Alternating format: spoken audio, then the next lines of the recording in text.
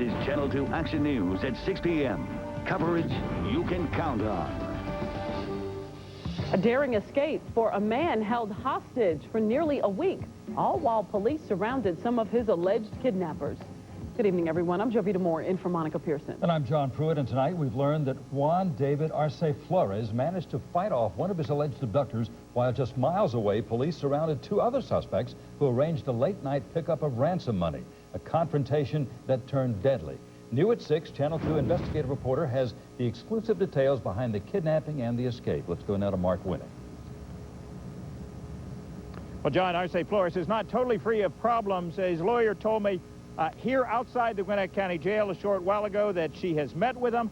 He has a pending case here, a possession of meth case he's working to resolve, but this lawyer has apparently already been working for days in her client's behalf, but above and beyond the call of legal duty with a well-known private eye. We both thank God that he's alive, and he broke down into tears. After the shooting of a suspect at the Waffle House this morning, he was at another location and somehow got away. Correct. He looks like he's been roughed up a bit. He hasn't eaten in 4 or 5 days. They kept him tied up and gave him only water. Defense attorney Kathy Alderman says normally her job is to get her clients out of jail. But this time, she worked for days on little sleep to get one out of the hands of kidnappers. She says a close friend of Juan David Arce Flores came to her. Well, she told me he'd been kidnapped and they were asking a $2 million ransom, which was, of course, impossible to come up with. And what went through my mind was, we're going to get him out of this. She says after trying 2 days to find out who had jurisdiction, she turned to private investigator T.J. Ward. He says he located a key witness and coordinated with Sandy Springs Police from there.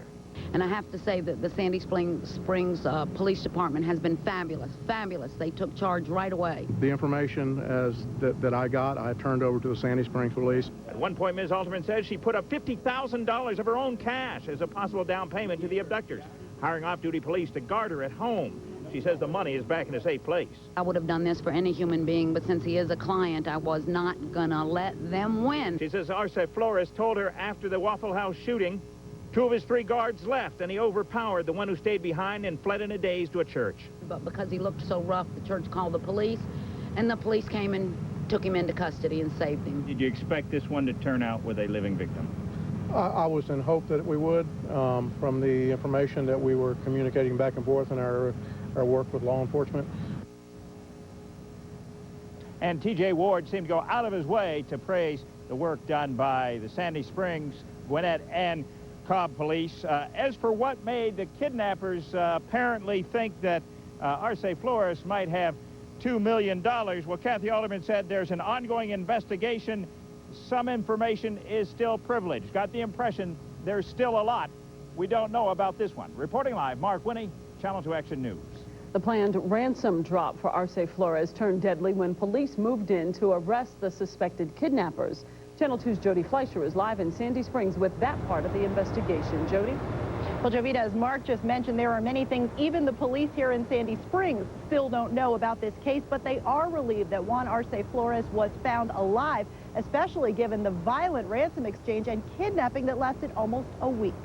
It is bizarre because at this point, we're not sure what the connection is between him and the kidnapper. But Sandy Springs police do believe there is a connection between Juan David Arce Flores and the men they say barged into his cousin's apartment last week demanding money. 6 men dressed in all black that had police written on their shirt came into his apartment around 2 in the morning, bound and gagged him. His cousin called Arce Flores' parents in Mexico, who called an ex-girlfriend here. She called Sandy Springs police after the kidnappers made a $2 million ransom demand. The drop was set up at this Gwinnett County Waffle House early Monday morning. One of the suspects in the car made a threatening move toward the officers, and they, of course, returned fire to him. 23-year-old Richard Garcia is dead. 24-year-old Jose Ramirez Perez is in jail, charged with kidnapping. Arce Flores escaped another captor and was spotted walking down the street, but gave an officer a fake name and birth date when he was found, perhaps because there was a warrant for his arrest for skipping out on a drug charge last year. The odd thing to us is you're weighing that against a kidnapping and a possible deadly situation. You would think that the failure to appear would be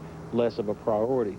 Now, Now, police here tell me they still are unsure whether the victim's drug history may or may not factor into this kidnapping case. They are still questioning all of the people involved, mainly because they want to determine just how many kidnappers may still be on the loose. Reporting live in Sandy Springs, Jody Fleischer, Channel 2 Action News. New at 6, we confirmed in the last 30 minutes that a DeKalb County officer has just resigned from the force. This follows his arrest on drunk driving charges. Chamblee police arrested 22-year-old Jose Vizcaíno Caro yesterday. They say